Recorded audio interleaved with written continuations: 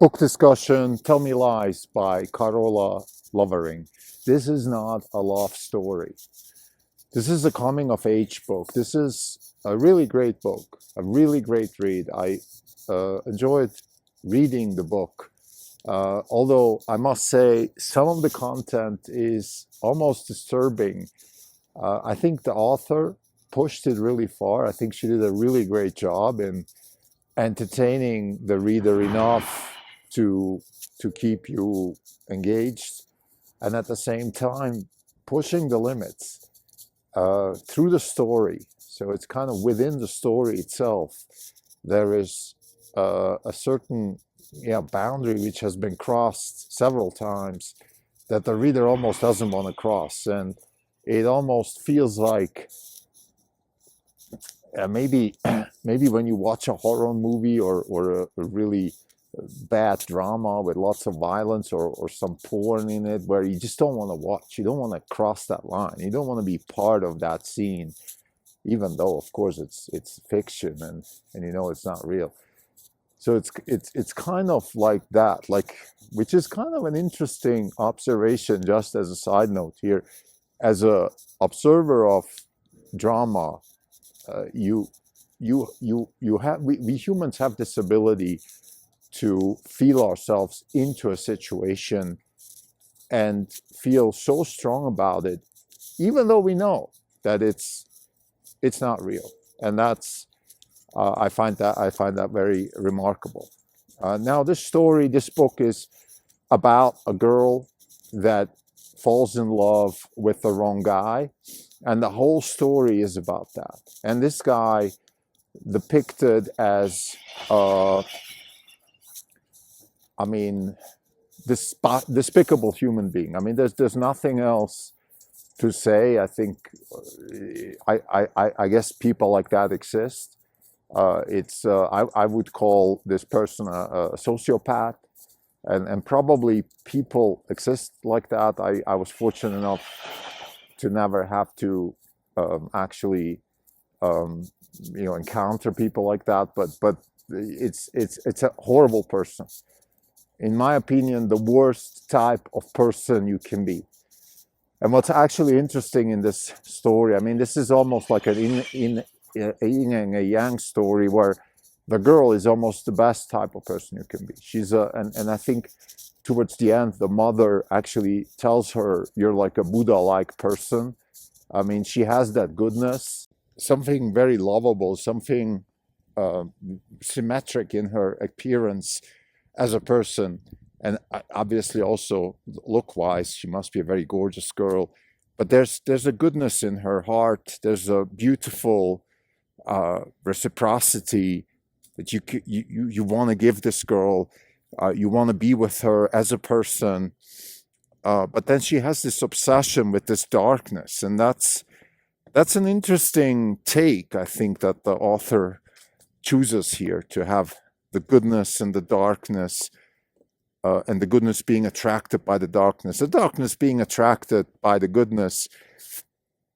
I think in this story doesn't really count because, again, he's a sociopath. He really doesn't care at all, and it's very clear how that comes across. Sometimes for the right reasons. I mean, he really doesn't care about anything. So things like conventions, things like stupid, societal conventions that I would agree with. Like they're not really the best thing. But then he also is such a conventional person. I mean, it's just horrible. I mean, he's just a horrible human being. Like, he despises conventions, but he's the most conventional guy. He goes to the most boring possible. He chooses the most boring possible career path. He can choose some corporate lawyer bullshit. He then, gets engaged properly and goes to wedding parties properly. So it's just despicable. But anyway, so for people who are new to this podcast, why are we talking about books? We think the purpose of this podcast is to give people a sense for what it feels like to run a hedge fund. And reading books is the business of running a hedge fund. That's not just a pastime, it's the business. It's yoga for the mind. if you want to be in the knowledge business, in the real knowledge business, not the paper pushing knowledge business, but the one where you wake up in the morning and you have a blank sheet of paper and you really have to think through what is it you want to invest your money in, and why is it you're investing your money into this versus that. If that's your job, you better be reading books. You need to understand the world from the perspective of the books. You're not going to learn history by reading history. You're going to learn history by reading novels. You're not going to understand history if you don't internalize history, if you don't feel it. And in order to feel it, you have to read novels. You have to read literature. It's just, there's no better way. For those who don't like to read, maybe you can get away with movies. I think if you don't read books on a regular basis and think about them and discuss them and internalize them, I don't think you have a chance to survive in the hedge fund business. That's my statement. This is not even on podcast. It's September 26, 2025. This is Krim Delco. For the year, we're up 12%. The market is up 12%. We're roughly flat with the market. Just before we go into the book discussion, this week was quite a ride. We had some good performance and then sell-offs and back and forth. I think the big news of the week was the announcement by NVIDIA and OpenAI. We spoke about this. Just look at the most recent episode before this one. What I'd like to say in general is that we're looking now at the expiration of the tax credit, and more importantly also at the relaxation of the EPA mandates for cars, which could hurt Tesla. We'll see how that plays out. We have to assume some cash flow situation piling up with Tesla because of the ZEV credits. Now, our take on this as investors has always been that we need Tesla to get away from the tax credits and become a standalone company. So that's the good side of the thing. The bad side of the thing is, of course, that we need to transition into a more sustainable revenue model, and that could be, maybe has some risk associated with this. So I think that's probably the biggest sort of dynamics that we have to, live with for the next couple of months here as Tesla investors. As far as NVIDIA is concerned, again, the episode where we discussed the OpenAI involvement, I think depicts it better just here as a sort of short summary. We believe that NVIDIA is now in a position where they have to push demand, where they have to actually help build the ecosystem that Jensen is talking about. I think Jensen is doing the right thing by investing in the ecosystem. It is unfortunate that OpenAI is the best choice for him, but he really doesn't have another choice because there is the problem of who else pushes the boundaries fast enough other than Elon Musk. We discussed this again in the previous episode. Let's talk about the book now, Tell Me Lies. I think it's a coming-of-age story, so that's, to me, is the biggest takeaway of the book. It's a very nice book. I encourage the book. I encourage people to read the book because it has a very intellectual aspect to it, so it makes you think, it makes you curious, it's entertaining, and it has really some good insight. I mean, you really learn about life. Like you learn about thinking about what it means to be coming of age. What does it mean? These are 18, 19-year-old kids growing up. This is an important part of people's lives. For anybody who has kids, I think you can probably attest how important it is as a parent to look at your kids at that age. They go through important parts of their intellectual development, college, and more importantly also relationships. And in this case, it's also about good and evil. This is about good and evil. I think this has a Dostoevskian atmosphere to it. This is If this was written 150 years ago, it would have a much more dramatic title, Good and Evil or something like that. And it would be more dramatic. And I think Lovering did a good job in making it contemporary. This is a contemporary coming of age story about a girl that encompasses the goodness in her, the Buddha in her, the well-rounded open-heartedness, the acceptance, the reception of nature into your soul. So she encompasses that. She is that person. If we want to use Emerson's approach to this type of topic, she is becoming her story, her life, her soul, by absorbing nature as it is, without any prejudice, without any prior. It's her. This is her. This person is very unique and very lovable for that reason. Not the only reason, but for that reason in particular. So this is real. This is not some tacky, oh, I want to be good type of person that does some yoga and, helps poor people, throws a few quarters at homeless people. No, this is not that type of person. She really is truly good. Like, she feels bad for people that live in small houses. She actually feels bad for her friends to betray them, even though the betrayal wasn't a big deal, but she still feels bad. She really feels the real feelings. Now, could we call her a hypocrite, living in a mansion on Long Island, going to private school and all that? Yes, of course we could do that, but that's her life, and I don't want to hold grudges against people who grow up wealthy. That's not fair. What I hold grudges against is people who use that wealth for bad and who are looking down on other people because of that and things like that. That's not the case here, not at all. Now, what's the evil in this story? It's the character of Stephen, who depicts a sociopath, but I think this is even more than a sociopath. This is really pushing it to the extreme. I like I said in the prelude, it's like when you watch a horror movie and you can't look, or in this case, you just can't keep reading. The words feel like rocks falling on your conscience, Like this is this guy's going like he has no boundaries. He has absolutely no boundaries. He gets what he wants. He goes for it. He has no social boundaries, no emotional boundaries.